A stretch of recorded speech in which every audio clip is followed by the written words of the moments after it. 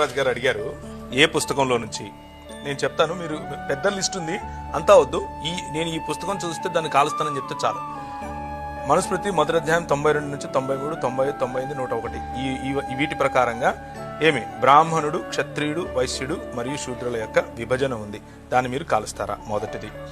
ఏమి రెండవది, తైత్తిరీయ బ్రాహ్మణం ప్రకారంగా, విష్ణు స్మృతి ప్రకారంగా ఏమి క్యాస్ట్ సిస్టమ్ అన్నది శూద్రులు, అసురులు డీమన్స్ గాను, అంటే ఇక్కడ ఉన్నటువంటి స్థానికులను అసురులుగాను అనార్యులుగాను పిలిచారు. దాన్ని కాలుస్తారా? బ్రహ్మకు కులమూలాలు ఉన్నట్టుగా కుక్కను కాకిని చంపినా శూద్రుని చంపినా ఒక్కటే అని చెప్పారు వీళ్ళు. ఎక్కడ చెప్పారు?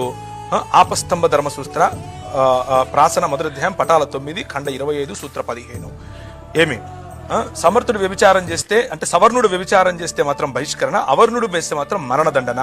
ఆపస్తంభ ధర్మసూత్ర రెండవ ప్రాసన 10వ పటాలం ఖండం 27 సూత్రం 8, 9. నేను నోటికి వచ్చినట్టు మాట్లాడలేదు, ఉన్నది చెప్తున్నాను.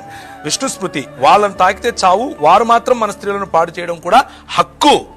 ఇది హక్కు, మన స్త్రీలను పాడు చేయడం వాడికి ఇచ్చిన హక్కు. విష్ణు స్మృతి కాలుస్తారా కాల్చలా చెప్పాలి. రామాయణం ప్రకారంగా పోయినసారి మనం చూసుకున్నాం ఏం జరిగిందో శూద్రునికి, శంభుకునికి. ఆ తర్వాత వశిష్ఠ ధర్మసూత్ర ప్రకారం మీ ఇంట్లో భోజనం చేస్తే పందిలా పుడతాడంట. మన ఇంట్లో వచ్చి బ్రాహ్మణుడు భోజనం చేస్తే పందిలా పుడతాడు.